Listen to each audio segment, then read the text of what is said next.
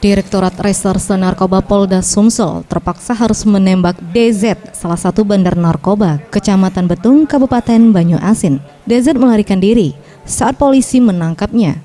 Anggota kepolisian berusaha menangkap DZ di Jalan Palembang Betung.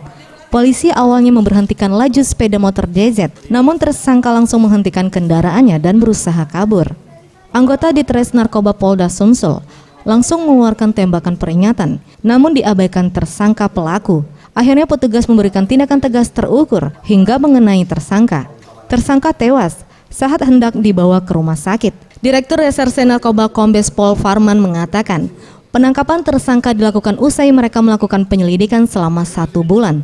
Tersangka termasuk bandar narkoba yang sering memperjualbelikan narkoba asal Aceh tersebut di kota besar, seperti Palembang dan Kabupaten Banyuasin. Orang yang diduga membawa ini diketahui atau diidentifikasi oleh anggota Direktorat Narkoba, kemudian diminta untuk pinggir, malah tidak mengindahkan peringatan, malah tancap gas, kemudian turun dari motor lari, diberi tembakan peringatan, yang bersangkutan tetap lari, kemudian dilakukan tindakan tegas terukur, kena di bagian sisi pantat kiri, ya, kemudian lari, tetap melarikan diri. Terakhir dilakukan tembakan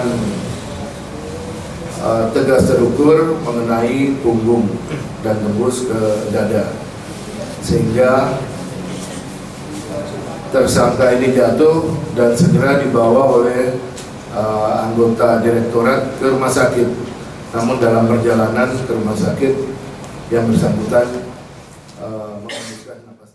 Tim Liputan, Sriwijaya TV.